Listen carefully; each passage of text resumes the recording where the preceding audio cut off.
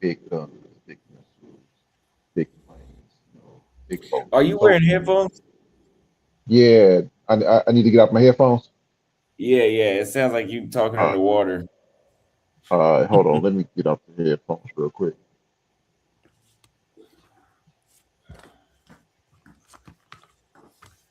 Semper Fi, Ronnie. Hey, Simplify, brother. What's How are going you on? doing? Yeah, It's am I been a clear? minute. Been a Yeah, you minute. are, Jody. Appreciate it. So with asymmetry, modern warfare is fought a certain way. But if you're a country that cannot fight that certain way, then you have to fight how you need to fight. It is atypical or asymmetrical to what modern warfare is perceived as being fought. And yes, I was in the military. I was in the Navy. I was serving the submarine force. And you're right. You can't afford to continuously build and shoot these Patriot missiles, these other interceptors at a million or 4 million.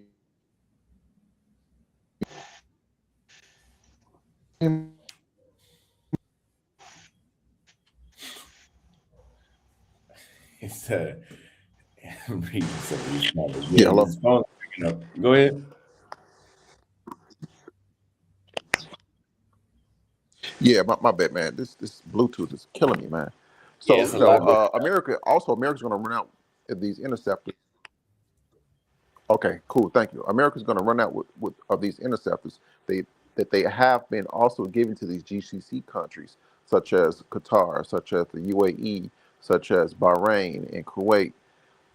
So now you're running out. You can't continuously do what you're doing by destroying Iran's perceived nuclear facilities, bombing Tehran and other facilities. And what they're they're bombing American uh, for some reason I won't say the word campuses, but bases in these GCC countries. But they're also bombing strategic places. I'll give an example.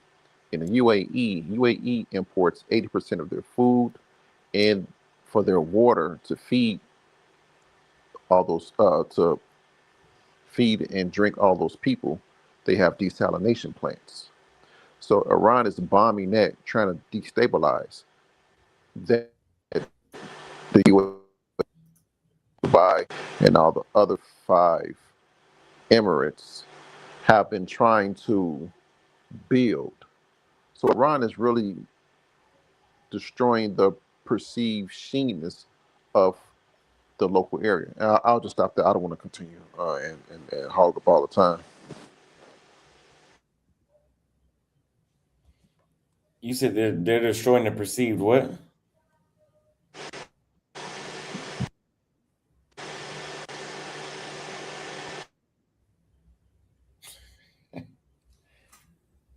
Goodness. I guess we can continue, but what do y'all think about what he was saying? Because yeah, it is breaking up. I don't know if he needs to get off the Wi-Fi or what. All I heard was he was a hot racker. Thanks for your service, Mr. Joey. Yeah, thank you.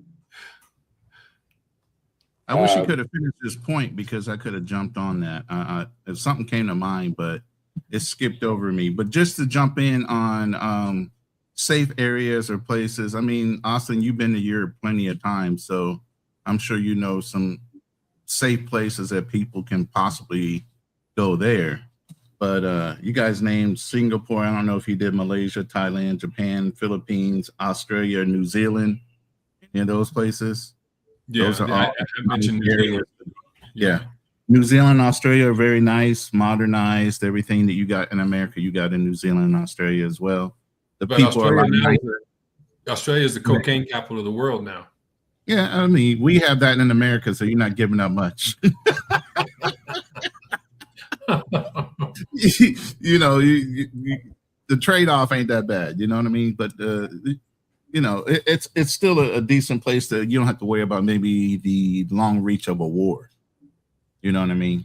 So that's the biggest thing. It's not just like America is so isolated. You're looking at New Zealand and Australia being isolated as well. But let me ask you this though. Australia has always been a long time ally of the U.S. So doesn't that make them vulnerable?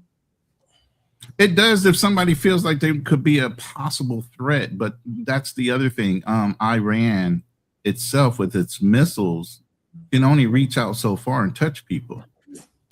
Yeah. So then you have to look at China and Russia getting involved. And I was just watching some stuff on TikTok and some other things where Russia and Russia and China might be friendly to Iran and actually support them in selling them things. But that's where it ends. It ends with the money. They're not willing to get into a full-off frontal assault with America. The same thing with Venezuela. Venezuela was being built up by China. They were given military naval armaments and different things like that. But once America dropped the hammer, it's still a long reach to get over to Venezuela as Chinese and whatever they have. And before, like we even know with American borders, we can see you from a long way off. You got to pass Hawaii and everything else to get to the West Coast. And then in turn, you got to go through the Atlantic Ocean and everything else to get to the East Coast. We can see you coming a far way off. So we got a long reach. Yeah. A lot of these countries don't have the reach we do. And that's why when we do bomb things, we look at how far is the reach of that missile. Even with North Korea, when they were doing the missile testing, it got touchy because they were doing what? Long range missile testing. That's when we were like, nah, you looking at possibly reaching us now or reaching some of our interest points, so at that point they're looking at, no, you need to cut that out or we're going to have to do something. Yeah. And even North Korea knew better than to keep pushing that envelope. And this is what some of the issues are with some of these countries is they want to push the envelope so much because we do have that good guy role on a global perception that they don't think we're going to do anything. Unfortunately, Donald Trump can overstep, and he drops a hammer quicker than most. Let's put it that way as a president. Yeah, and I would agree because again, you look, and here's what I was talking about earlier, Austin, is that the Venezuelan play was a chess piece because now it impacts Cuba, and it also impacts Mexico, and it also impacts Colombia. Now, you heard the Mexican president was spouting off for a minute. Venezuelan president was spouting off, and the Colombian president was spouting off. Their tune changed overnight because the United States went in, and in 30 minutes, they took a sitting president of another country out of his country, he and his wife, and put him in Brooklyn, New York. Yeah. So again, I'm not saying right or wrong. I'm just simply saying that it's still impressive. It makes you take a double take. I don't want to push that button too often. Yeah, and you don't know what weapons are being used, right? Because again, even though we're talking about drones, I don't know if you all heard that the United States uses now a microwave weapon that is on board ships now, and so they were able to destroy, I think it was 60 or 70 incoming drones with a microwave pulse. We also found out that there was a new weapon that Israel used, a laser directed weapon to bring down the missiles. And so, again, when you're talking about asymmetric warfare, you're also talking about you're bringing new weaponry on board. And so, with proxy wars, you're able to figure out whether your weapon systems work by having other types of interdictions. Venezuela found out very quickly that the stuff that they bought from China and that stuff that they bought from Russia did not work. And so from a war manufacturing perspective, that's another area that people don't. Buying and selling weapons is big business. And so now United States manufacturers can go to these global symposiums and say, look, our weapon systems work, theirs doesn't. And so, as person said earlier, the military industrial complex just got richer. And so if you're looking to do investments, You know, this is Oh, where you're you go. absolutely right. A lot of these skirmish wars are really R&D for a lot of these countries. They want to R&D a lot of their armaments to see if they're going to work. So even when they're giving out things, they're doing it in an R&D thing. But the brother did touch on something about us overextending ourselves with our weaponry. And I always thought this might be a strategy of China. When we were helping the Ukraine, we were giving them a lot of our bombs and a lot of the things that we had in storehouses. If we overextend ourselves with our weapons, when China decides to finally make their move, whether it be here in the Philippines, because they're looking at the Philippines and some other choice places that they want to invade, where are our resources are going to be as far as what we have left over in order to start or defend ourselves and our own interests? You know, if we're worrying about taking care of everybody else's interest as well. You know, China can produce more bombs with the Chinese steel in Russia than we can by production wise. They produce more per month than we can. So as we go into our storehouses and start depleting our resources, they can still produce. And even if they're not accurate, they can produce more. And that's the thing. Yeah, a lot of their stuff is not as accurate, but they can produce more, so they have more to waste. Yeah, and you're right. I mean, when you look at Russia at the end of World War II, they had a lot of bombs, but they don't have to be accurate. They just have to be powerful. I mean, as you said, just blow stuff up, right? Which brings me to a point that you make. One thing we never discussed is Guam. Yeah, I don't like to mention them that much, but yeah, that's also one of our cases. Yeah. Why don't you like mentioning Guam? Because it's a hidden gem. I don't want a lot of people to know. Guam is almost exactly like Hawaii. Literally looks like it, feels like it, everything. And they look like us. It was even bombed too before in World War II. They have ship memorials too, because there were ships right there in Guam. Yeah. So as we pulled in a port one time when we were on float into Guam, it looked like we were pulling in the port of Hawaii. Literally. Yeah. I mean, it's like you said, it's a hidden gem, and it's a forgotten place. It's beautiful. I literally have a Guamanian in my unit, so I couldn't figure out this kid could drink. I'm like, what the fuck?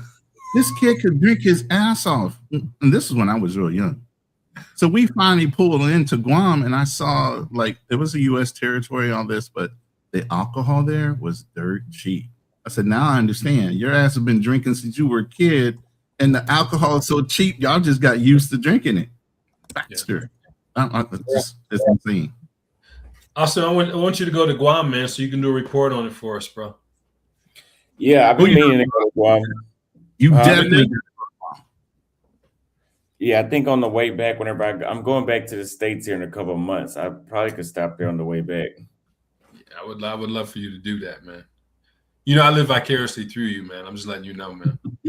Yeah, that's why I'm back on the road now, man. I'm trying to decide, am I going to go back to Africa from here or no, I'm not actually. No. I'm trying to decide if I'm going to go to India. Ooh, that's touchy, bro.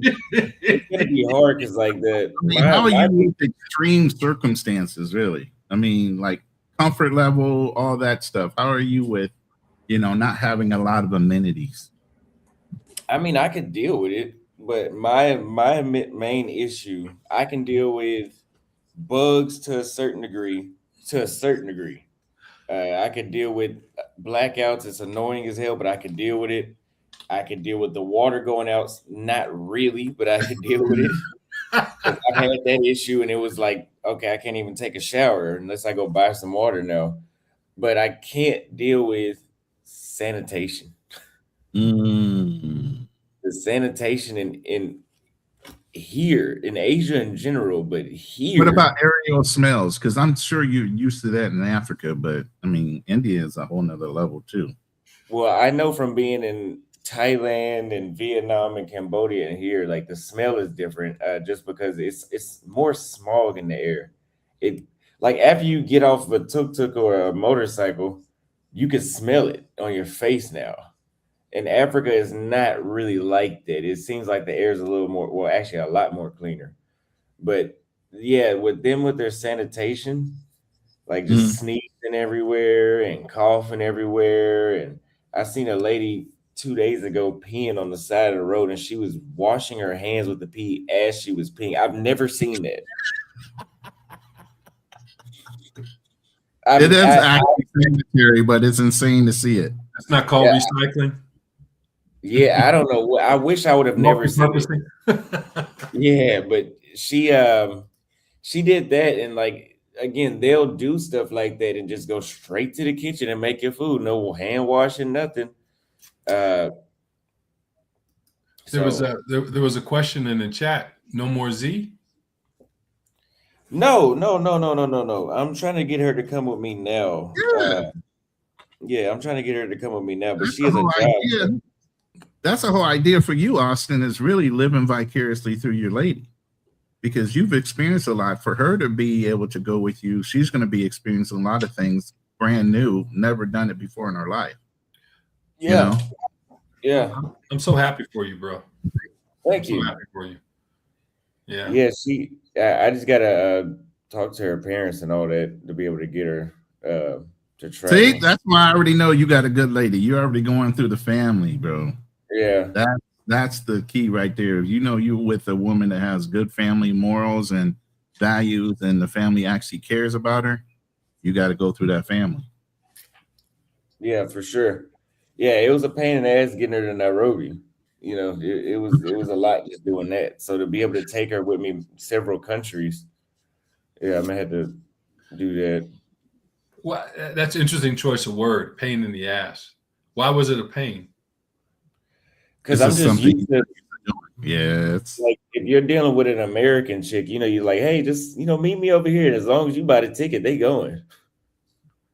You know, Okay. with African chicks, I guess most other women, you got to jump through hoops, filters. You know, you got to go through um, a bunch of what is the word I'm looking for? A bunch of Screening and protocols. evaluation.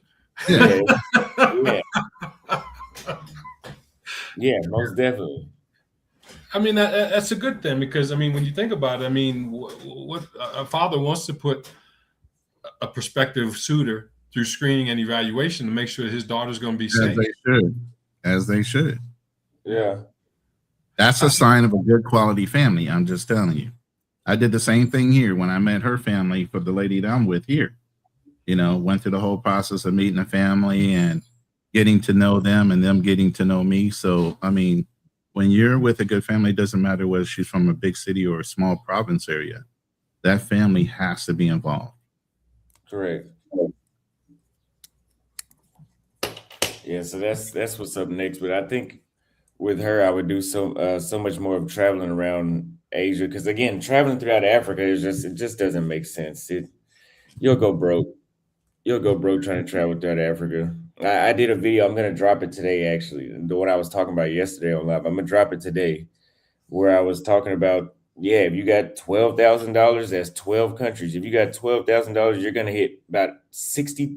What is it? 64 countries in Asia. You'll do every country there with $12,000 of flight money only, flight money. Oh, you But can in get Africa, away with a lot. yeah, you'll be in China. You'll be in Hong Kong, Macau. You know, you'll be able to Especially go if everywhere. you guys do know about the VPN game, right? I've When you tried buy it. It tickets- hasn't worked for me yet. Yeah, when you buy tickets, switch your location with your VPN. You'll notice the rate drops. They know Somebody you're told from me America. You try to book from America, you're gonna get American rates. But if you book from a VPN located in a different country, you get a different rate. what app are you? I mean, what? What I'm third using party? Nord. I'm using NordVPN. No, Nor no, no. Like, are you using Booking? Or are you using Flight Scanner? If I can go directly through the airline, I go directly to the airline. Mm. Okay, I I don't haven't use tried that. every once in a while I'll use booking.com or some other agency. Like I'm a AAA. What's it? Is it not AAA? The old people. What's it? What's the one? You know, AARP. hey, thank you. AARP. Once I hit 50, man. Once I hit 50, I took advantage of that AARP because you can book hotels for no money down, different things that can cancel at the last minute. So ARP globally gives you an advantage too. So, but you older guys, listen, I know this is Austin's channel, but and then you old guys up in here, get on AARP as fast as you can, because there are some advantages, especially in travel, hotel booking, planes, anything you can do on a regular booking, you can do through AARP. One of the no, I mean, I'm glad that you brought that up. But one of the things that I think is important that we all kind of understand is we have to be able to play the currency game to perfection. You know, currency arbitrage is real. It's a real thing. Being able to change and what banks you use. Right now, what's very popular is NU. It's NU. That's a Brazilian bank, and I don't know if that's spectacular. I mean, it's incredible. I like it better than I do Chase Bank at this particular point. If you can use NU, because again, it's Brazil. And what's interesting about South America, I would think that Brazil would be another country that would be somewhat safe in terms of a global World War III, because it's now becoming one of the top banking regions in South America. So being able to move currency from one place to the other during different types of actions is very, very important. Yeah. I'm looking up the flight thing that you were saying, Rona, right now. So from here to Istanbul is 271,000, which is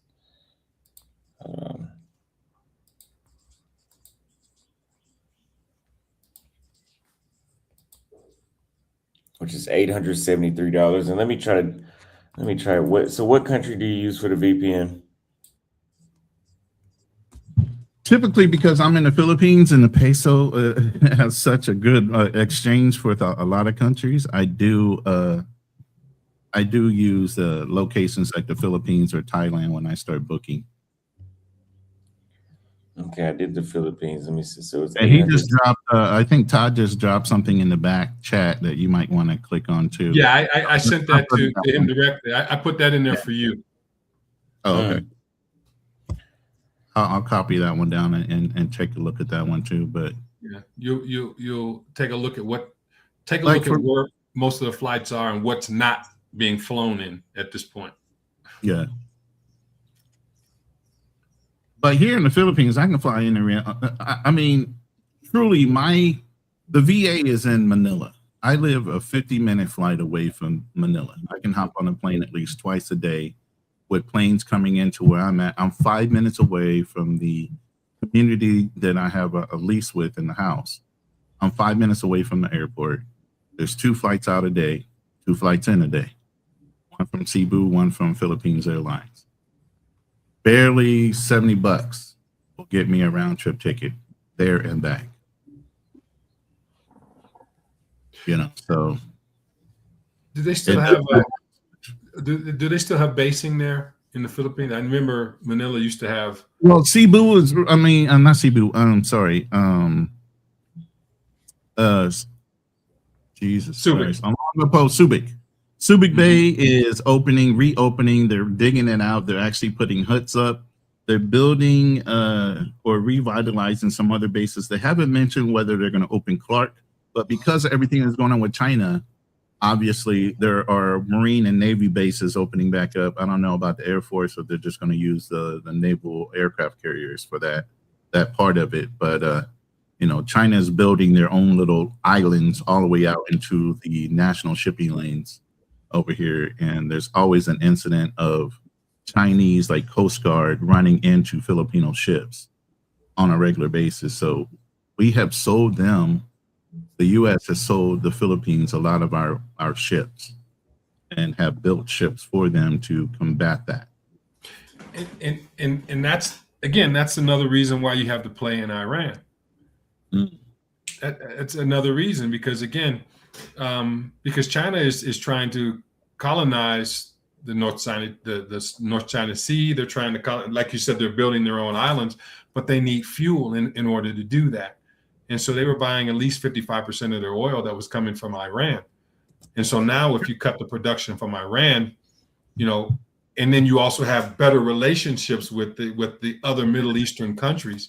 I think it was the Abraham Accords was one of the things that was just created, I think, about a year ago or so.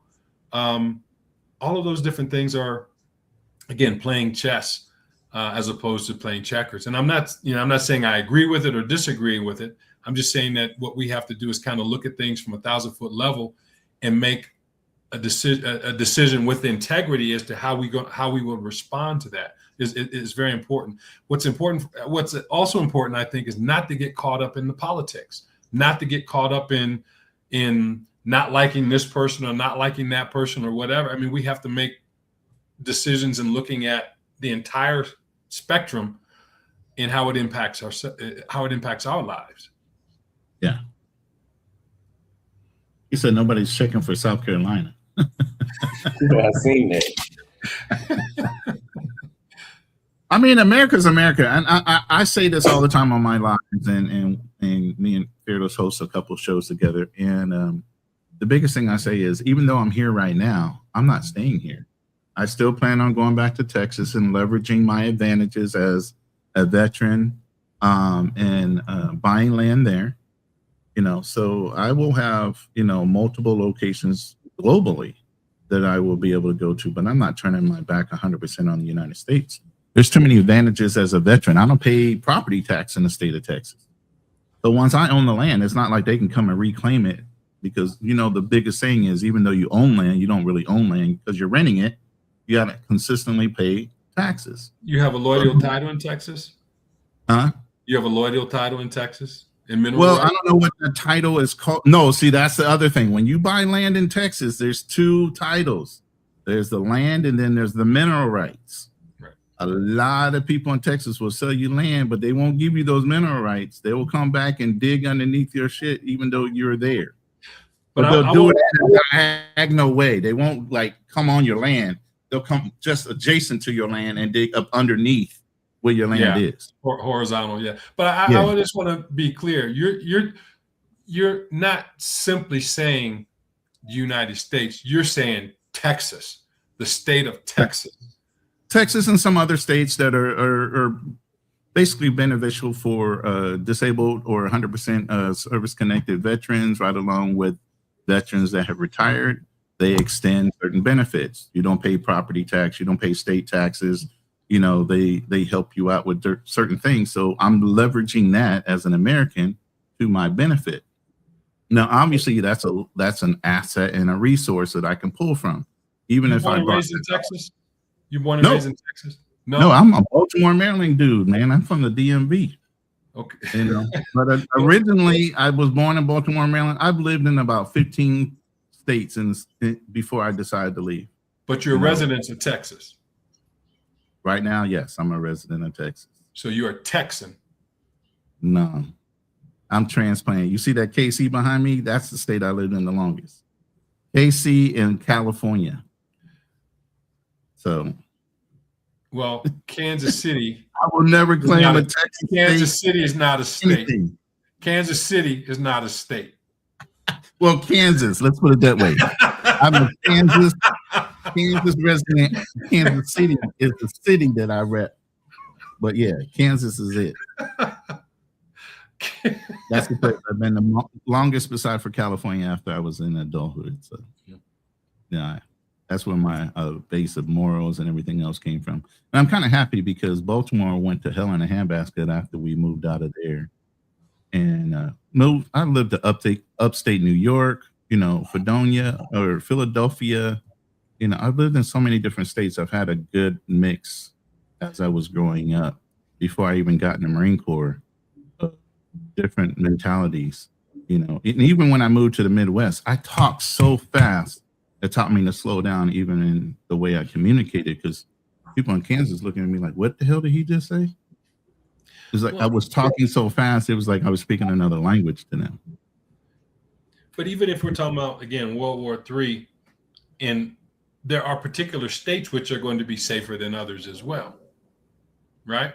Oh yeah, oh yeah. Especially ones that have missile silos and everything else that are known to have, the unique thing about Kansas and Missouri is they have huge underground limestone caves, naturally not even man-made, but natural formed limestone caves.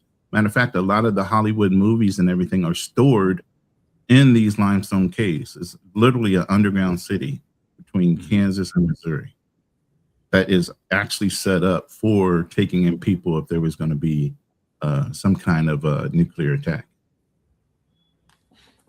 Yeah, and the further out you go, the more sequestered you become, right? Because I would say go to Montana, go to Utah, go to the Dakotas, somewhere closer to Canada. Two reasons why: because one, they're so secluded in some of the things in the cities there are. It's real quick to just jump across that border to Canada, and I don't think anybody's going to give a damn once there's a war. Get what you can get. Right. And I think that the majority of people live, 80% close to the coasts. So if you go out, well, they live in the cities out of comfort, convenience, and everything else, but the cities is the quickest way to get you killed. I'm a prepper by nature, and I've always been somebody that camped, hunted, fishes, and all those things where it's survival. And even the lady I'm with, the way she grew up is almost similar to the way my mom grew up, chopping wood, cooking on an open fire, all these things, man. In Philippines, you have an indoor and an outdoor kitchen. Mm-hmm. A lot of these people are used to cooking outside, off of a campfire, off of wood. Well, when the power goes out, you don't have gas, you don't have a lot of different things. You better know how to survive. Yeah. And the cities is the worst place to be when shit like that goes on. Look at New York when the power went out there. It was fucking bedlam. If you were in the city, people were starting to get a little desperate once the power stayed off for a while. Yeah. And that's the thing too, when you talk about modern countries, modern cities, when the grid goes down because of war or what have you, how are you going to survive? How are you going to live? I mean, Can you live off the land? Right. And to Austin's point earlier, he talked about South America, Uruguay, Chile, people are accustomed to living off the land there. Those are good places. Yeah. And they're not somewhere where they're going to be targeted as some place to drop a missile on top of. You get what I mean? And you're not going to be a flying cream.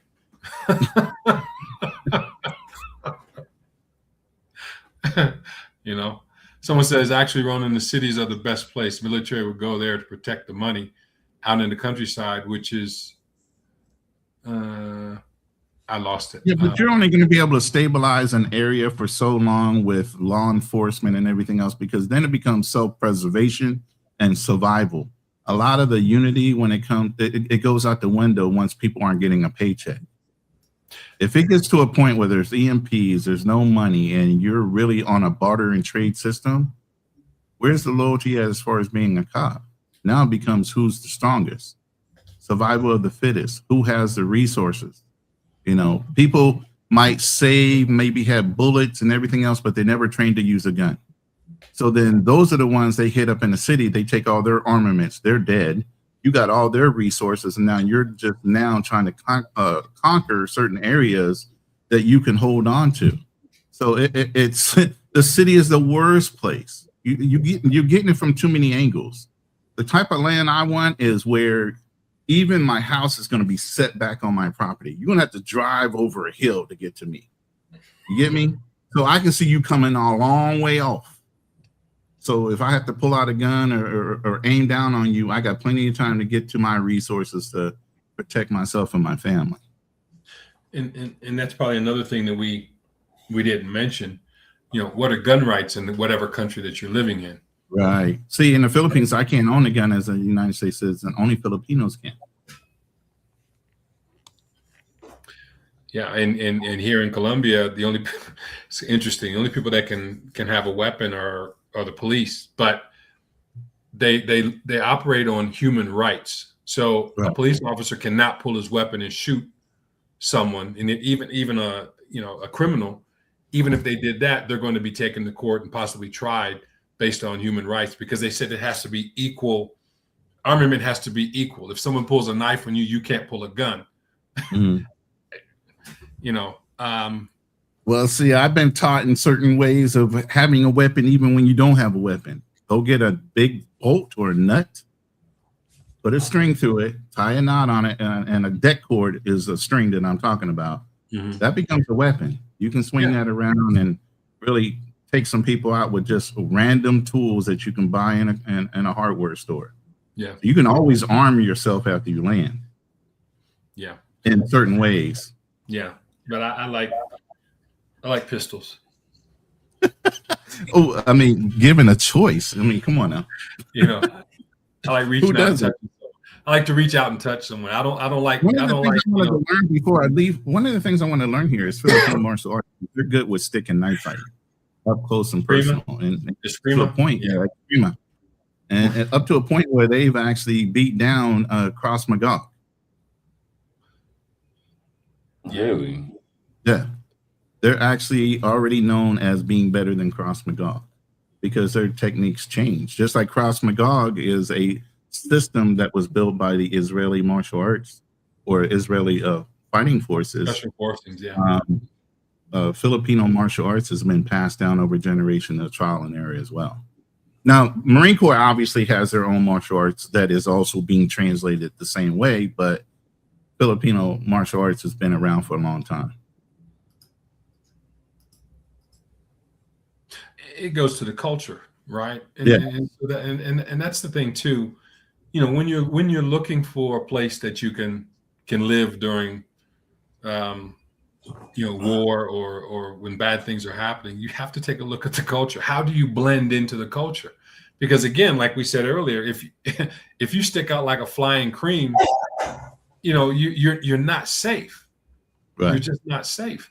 And so I wanted to ask you then too, in terms of blending into the culture in the Philippines.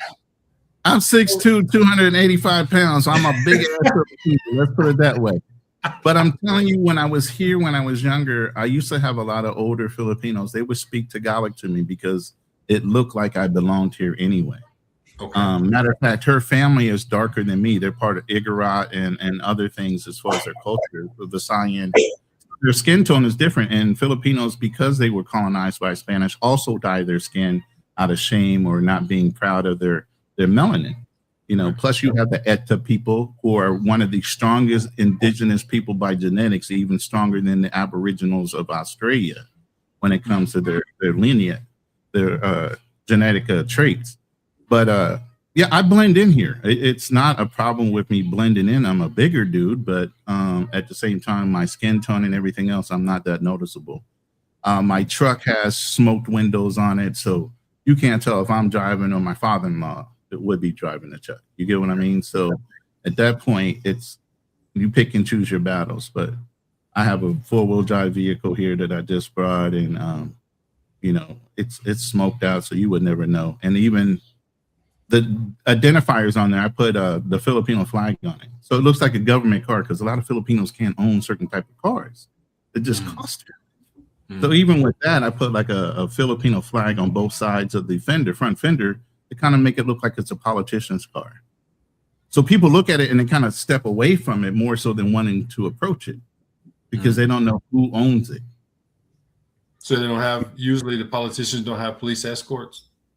Not really. Not like you would see like in the movies, unless they're really like actively in service. But, a lot of them try to go low key more so than, bolstering themselves.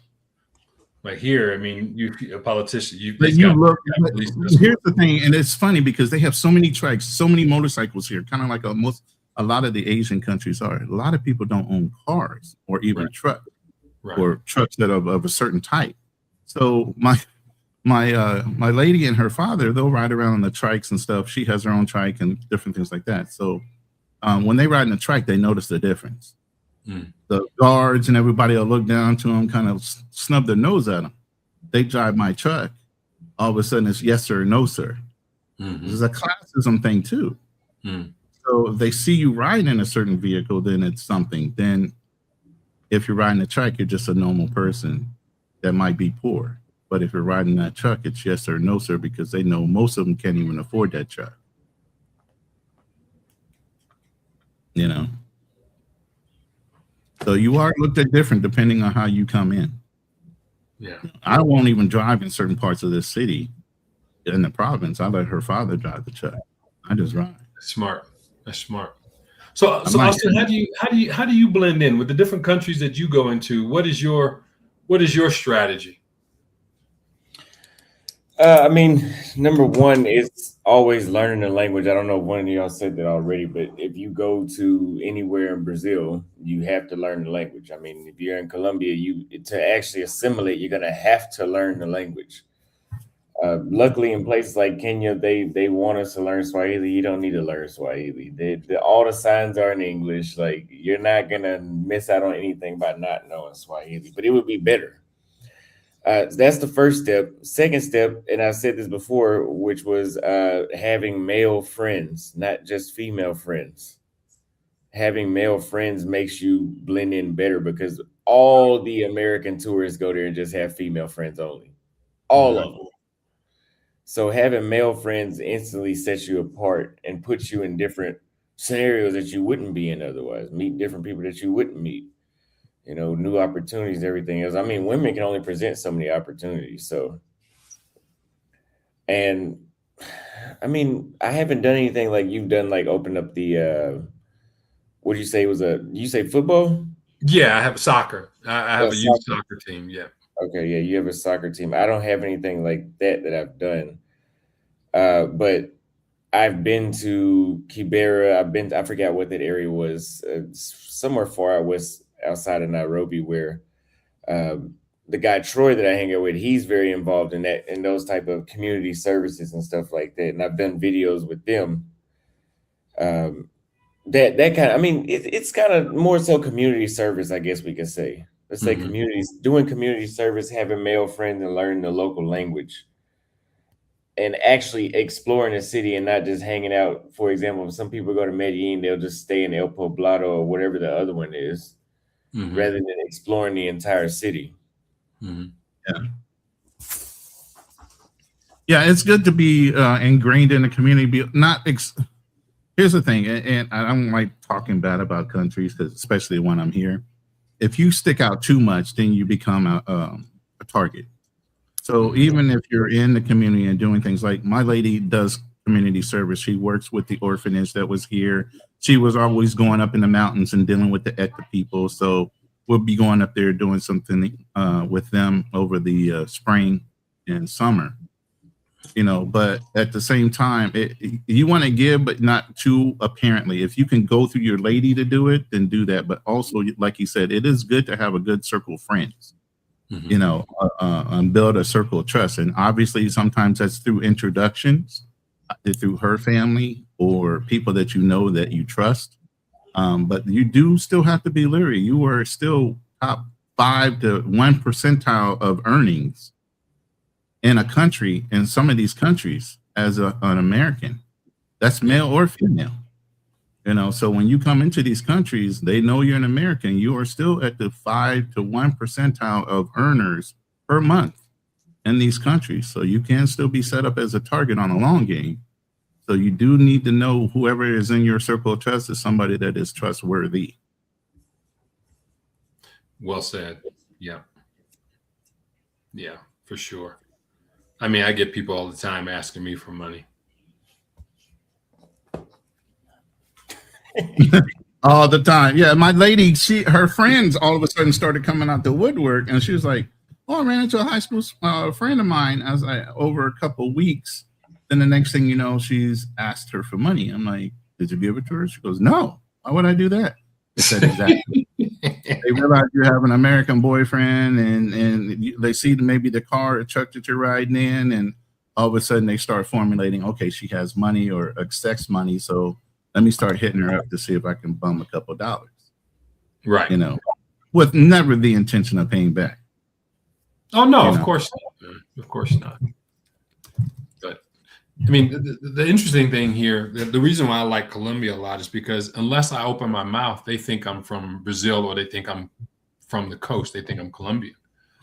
The difference is when I open my mouth and I have a different accent. Exactly. Then they say, well, then they ask me if I'm from Brazil. I tell them I'm from Russia, and they just get a kick out of that.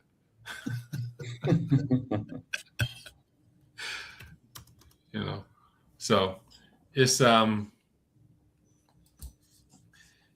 important thing I think is, you know, like we said, there's really nowhere to hide 100% of the time if you're with World War III, but we have to do the things like a prepper would. You know, if you're abroad, you know, where are you going to go, right? Right. Like the idea is, you know, you want to be someplace high, right, so that you can see people coming. I like being here in Bogota because number one, we're at elevation, and number two, there's more mountains that we can go to, you know, relatively quickly that around where we are. And the higher up you go in altitude, I believe the safer you're going to be because physically it's challenging to get there. Yeah. So, believe me, I wouldn't have brought a truck if it wasn't 4x4. Because it does flood here. You do have to climb mountains, and it's like I said, I'm happy with the fact that I know the lady that I'm with is well connected in this community. Her family's respected. They try to get her father to become the barangay captain because he's so well liked in the community that everybody wants him to be a leader, even though he's refused it several times. You know, so knowing that you're in with a good family helps. And that you can leverage when it comes to certain things where you would get the gringo tax, you won't get it. You know, especially if you allow them to do certain things for you. You know, instead of you trying to go out and say, "Nah, I can come." No, you need to step back every once in a while and let them work for you. That's the point. Well, let me ask you this, because I saw a video that Austin did one time in terms of police corruption, in terms of them just whooping on people. Do you see that in the Philippines as much as Austin has shown that in parts of Africa? Say that one more time. I missed that first part. When you just see the police just whooping on people for like whatever reason, you know? I mean, you can tell that, and you know, I watched this series my lady told me to watch, and I kind of got the idea that, you know, depending on your classism, you look down on other people. So at that point, a police captain or a barangay captain or somebody would have a certain elevation in the community, and you not necessarily as a general populace, they don't necessarily respect all your rights. You get what I mean? They will pick on you when they want to pull you over and run you up on a ticket because maybe your tag or whatever is expired. They do run the same kind of things where they have checkpoints for the police here in certain areas. So those are certain things that people look out for on. If you ever driven in the Philippines, it's nuts. They don't have traffic lights unless you're in the bigger cities. There are no traffic lights. People get in accidents all the time. They just pull you off to the side of the road, and you pray that the ambulance will come get you. You know what I'm saying? It can be bad, man. You just, like I said, you put your life in your own hand in some of these places you go to. Definitely make sure you have insurance, both types, not only health, but life insurance, repatriation insurance. So if something happens and you die, your family can get your body back. You know, those things are important no matter where you go, especially as a solo traveler. I've never heard of repatriation insurance. That's interesting. Yeah, repatriation insurance is in a lot of policies, but you got to make sure it's there, especially for expats. A lot of people die overseas for whatever reason. You do a lot of dangerous things over there, but repatriation insurance is an important word, has to do with body recovery. It can cost up to $70,000 to ship a body from a country back home. Repatriation insurance is included, and it will get you back to your home on record.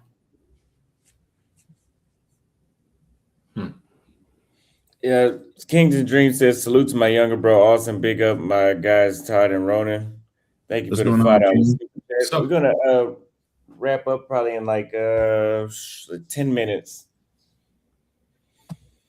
So Austin, did we help? Did we answer your questions or help you with what your expectations were for this live? Yeah. I definitely appreciate you showing up. Yeah, I think we answered it like in the first 5 minutes. Like I think when you first started talking, you answered. I was looking through the questions I had, and I was like, "Yeah, I think he already said everything." Yeah, I mean, I just want to tell you, man, that I respect so much what you do. Thank you.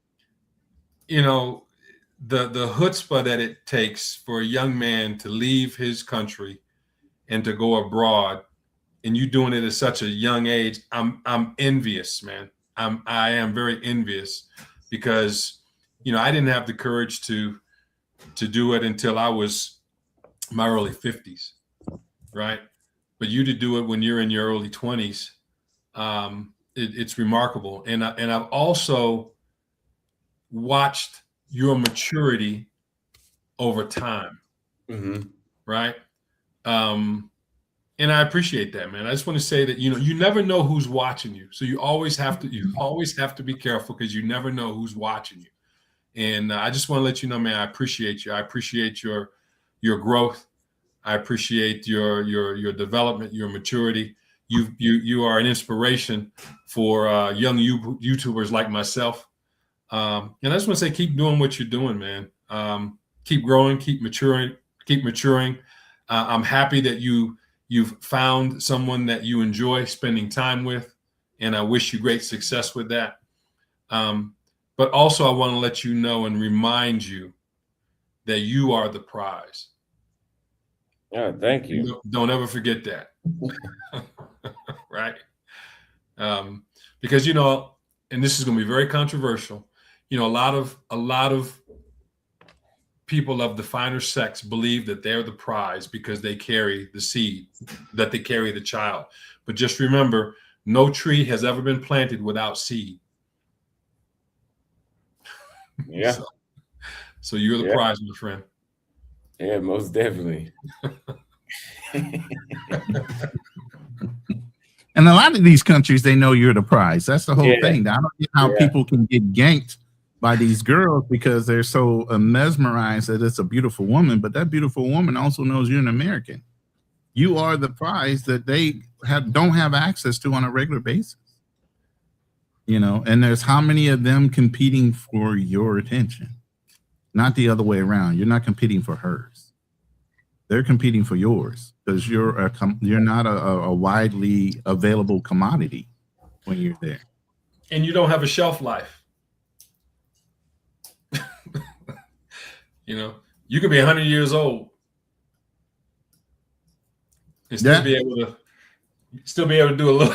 As long as you stay healthy, you'll be able to do something. We were just talking about Dr. Sabi the other day. That man had 20-something kids, man. That brother was still doing it till the day he died. Depending on what your health level is, you ain't gonna just stop. And we age like fine wine, where women have to hold on to their beauty and their negotiating tactics. You as a man are always constantly evolving, earning more. You have highest earning potentials because of your life experiences and everything as you get older. So you can only get better. They're holding on to their best. Yeah, but you gotta maintain your health, though, man. Of course, you got that is definitely important. I mean, I used to see you working out in the gym, man, but I don't never see workout videos now, man. What's going on, Austin? I mean, I think I'm about to do that now. I'm about to take my phone with me and do an IRL stream. That's where I'm about to go now. Because I mean, I see you trying to hold on to your guns. I see you, man. Yeah. No, I still go to the gym. Yeah. What you benching now? I've never kept track of that. Like I never have kept track of my bench, my progress with that. Okay. So with your workout, I know you do abs. I mean, that's one thing. I don't see you doing anything else, but I saw you doing you were doing the what is it? You were hanging and doing the abdominals. I saw that one time. I think you were Oh, in South America. I don't remember where though, but I saw you yeah, doing that. Smart I fit. stopped doing abs. You stopped doing abs. Yeah, it's too much work. I'd be too tired afterwards. Yeah, I figured, man, as long as I have broad shoulders, I don't need abs. Yeah, the rest of the body makes up for it. If you get wide shoulders and you For real. everything else, the abs is okay to miss out I on. got broad shoulders. It looks like I got a V taper. Yeah. Yeah. But It just looks better when you do. Are you jumping rope? No, I hate cardio. I do Stairmaster.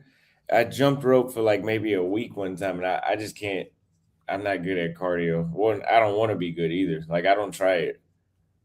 Well, when you come back to Colombia, meet me here in Bogota. I'm gonna take you up Maserati. What is that?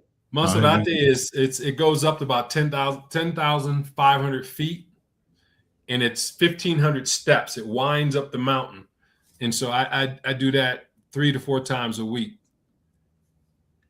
Oh, okay. Yeah. I'd be down to try that for sure. Yeah, but we'll go slow because the higher you get up, the air gets thinner. Mm-hmm. But then when we get to the top, we'll do like 200 push-ups, and then we'll ride back down.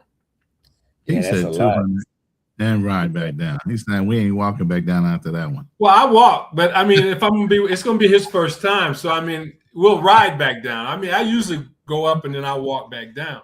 Yeah. You know? My knees are shot. I can't do none of that right now. You know, I have a torn meniscus on one knee. The other knee's been shot for a lot of years. So I've been around and around with the VA about surgeries. They're like, oh, we're going to give you 2 robo knees. You just let us know when you're ready. But hey man, I mean, I know a lot of people to get hip replacements and stuff like that. They're good. I heard the knees are really good, but I'm just not ready to go through that right now, that evolution. You know what I mean? Right. But no, I do a lot of core. I do a lot of kettlebell and core work. So, and then I walk. So how heavy are your kettlebells? 40. So you do farmer's carries with it? Either that or I'm doing more squats and core swings and different things like that. There's about so many different exercises you can do with a kettlebell. You getting back to your killing form, ain't you? Well, I get leaner. I had a lot of weight to drop, bro. I have been as high as 6'2" at 360 at my worst. Really? Know? My fighting weight when I was in the Marine Corps was 6'2" at 155 was when I was boxing and in martial arts. So, you know, my comfortable weight is about 215 to 230. Where are you at? But any leaner than that, I would look like I'm a cancer patient. Anymore, you know what I mean? I'm just too big. Where are you at now? Right now, I'm at 285. 285? Yeah. Austin, where are you at? I think 190. 190. How tall are you? 5'11". Man, you an NFL corner. I was at 6'2", 190 when I was boxing, but I noticed I was training for Golden Gloves right before I went in the Marine Corps. And coach, I was looking at the coach. I was like, Coach, these kids are 190. He is there. I said, how much were they weighing before? He goes, oh, well, they cut from 225. They were looking like monsters. I said, Coach, you got to tell me what's the weight class I need to be in to be that monster, right? He goes, if you can drop from 195 to 155 in box, you be that monster, especially at your height. At 6'2". Yeah, and I dropped the weight. But my recruiter misheard me. I said, look, I got Golden Gloves in March. I'll go in May. Wow. He ignored everything I said and put me in on my recruitment day of March. So I was in the best shape of my life when I went to Marine Corps boot camp.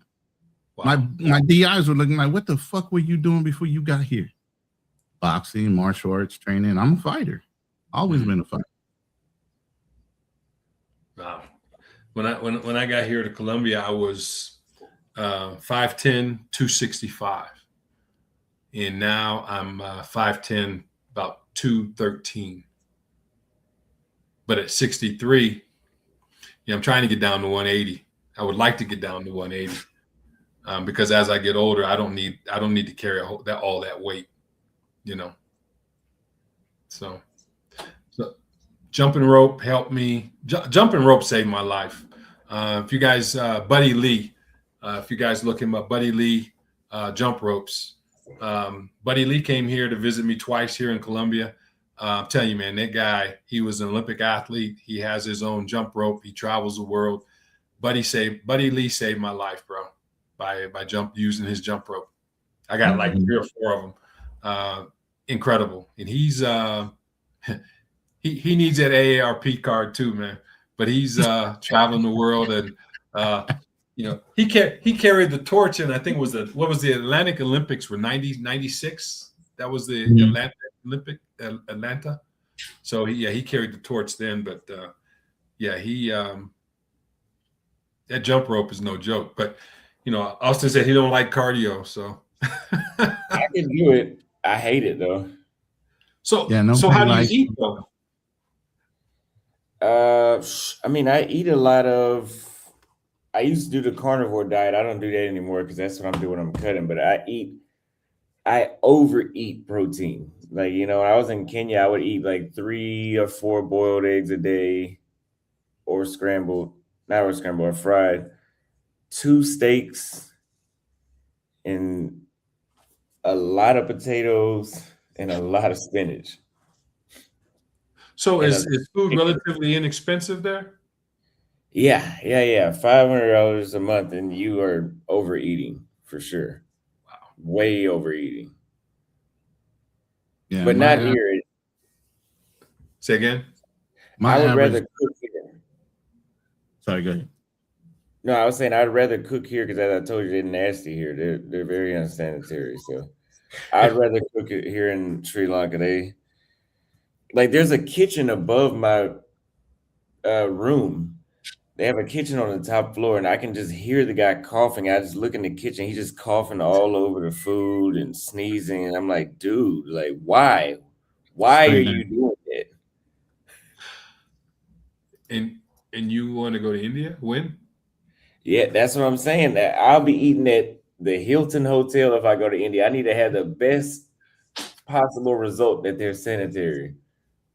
That's what I do here. I go to the nice restaurants. I'm like, I know for a fact the people on the street ain't their fingernails all black while they cooking. Like, nah. Are you a germaphobe, man? I'm a germaphobe, but like they're just nasty.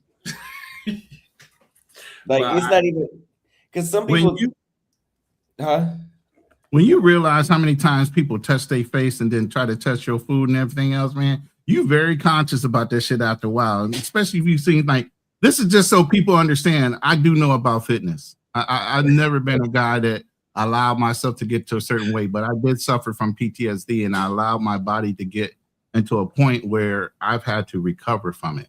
But I was always a physically fit fighter. That's a big weapon. that was a souvenir from the Palaka Islands during the Gulf War. What is that? That's a Russian machine gun. Okay. And you holding it with one hand. I see you, man. I see you, Rambo. Yeah. So, yeah, I'm 58, by the way. So just to let you know, I got a lot of life. You still got the taste of a lot of wear and tear on my body. You know what I'm saying? So that's the reason why I'm with the VA now. I said you got this. You still got the taste of milk in your mouth. You're a young man. In that picture, I was 21, maybe. Where was the float? Another one. Oh, that was right there. We were the first ones in the Gulf War. We were doing missions way before the war started. We started off in Hong Kong. We were already in deployment. So the minute Saddam went into Kuwait, we started doing ship interdictions because we had special operations capable. We had Navy SEALs, we had Force Recon, all that on our ship. So we were operational the whole time. Yeah. It got so bad that they started calling us Raiders of the Lost Ark because our 5 ships were moving around so much they couldn't keep track of where we were. Yeah. We had so many missions on task. That's why I said before they even started the war, we had already liberated well, captured, liberated, whatever you want. Saddam had basically landmined this island of his own troops in. They couldn't leave. We already blew up their boats. So we literally had to go de-landmine the area that we wanted to go into and pull these guys off of their own island. So those are some of the souvenirs we pulled off of these guys as we got them off that island. Interesting. But yeah, man, like I said, it's just a blessing, you guys. You don't understand, just to be alive at this age, to go through a lot of different things. And I'm sure everybody has their own nightmare stories, even as a young person. But each survival is another life lesson to understand you're here for a purpose. You know, until you achieve that purpose, there's no place or time or reason of when you're going to go. You know, so. But that brings a different perspective as well. Yes, Panama, also Beirut. I went in right around the Panama Beirut situation. I went in 1987. That was in 1990. So I had already been in for 3 years. And so when hostilities started in this current theater, having had the experience that you've had, what was the first thing that went through your mind? Because one of the things that many people don't know, they hear about it, but they don't know what goes on before the actual news comes out. So what what went through your mind when the actual news came out? Accuracy wise, they reported everything that's supposed to be happening, that was supposed to be happening. They reported. Other than that, they're pretty good at controlling what information gets out and what information does not. I would say the government's very good at giving you exactly what you need. They're very good at propaganda. Yeah, I agree with you. Very good at propaganda. But even back then, and this is in the 90s, so you can imagine now in 2026 how much better they are at controlling the news. So I ask you again. From what you know and experience, I'm not asking you what happened. I'm asking you what did you think? I mean, I understand what you're saying from a propaganda perspective. I get that, but I'm asking you for a deeper revelation for myself and for people who are watching Austin's channel. I can say this, as far as my experience, I was relatively a very intelligent guy. My major was architecture. I dropped out of college because my high school sweetheart got pregnant and went into the military. Okay, so I thought I was a really intelligent guy. It wasn't nothing you won't get by me. I didn't realize I was literally brainwashed until I was in this situation here. Okay. I was not thinking about catching a bullet. I wasn't thinking about dying. I was thinking about going home. And whatever that took for me to do, I was going to do. So it's a mental switch where you don't think you know what you know until they put you in that situation. You ever hear every 10,000 hours that you doing something, you become a professional at it. They had us doing things so much that repetitiously that you would do things and you wouldn't even think about it, just out of reaction. That's how much they had us programmed by the time and it was a 2-week shipping thing from Hong Kong into the Gulf of Oman. And then doing all the ship interdictions before the war started, we were doing all these things. So all the while, we were learning how to do dust initiator bombs and household products in order to make bombs if we were going house to house in a city environment. They taught you literally everything, silent kill techniques, you know, where to stick the knife in order to get the greatest reaction as far as death. They taught you all this. So by the time you were in that area of the theater of ready to fight, you weren't thinking about anything. All you were thinking about, whatever the mission was, you were going to get it done. Were you worried about getting shot? No, you weren't. Even when the bullets started flying. And I think they kind of got that you get used to that, because if you guys were ever in the military, when you go to rifle training and you go to shoot your rifle, half of you were in the butts area. The butts area is where you pull the targets. I think psychologically you're also being programmed to get used to impacts, because you hear that impact of that round going through the target and into the berm. Sometimes it hits the wood, sometimes it hits the metal that's holding the target. So you kind of get used to hearing that impact of bullets flying over your head, literally just from that. Mm-hmm. So by the time you get in theater, it's kind of like you're kind of hearing the crack or the supersonic sound of a round going over your head. You're kind of used to it a little bit. I didn't realize all these things put together made me not that fearful, but really like zeroed in on what I'm supposed to be doing. And then through training, you just react. You don't think. So you don't start thinking until after you get back. That's why the PTSD hits you, because they start programming. You're not sick until you're dead. You're not tired until you're dead. Rest when you're dead. You don't complain about when you're sick. You don't get to go to the doctor as often. You do whatever you need to do to overcome that pain, and you keep pushing forward. Matter of fact, my unit's famous line of what that unit was is whatever it takes. That was my unit insignia, whatever it takes.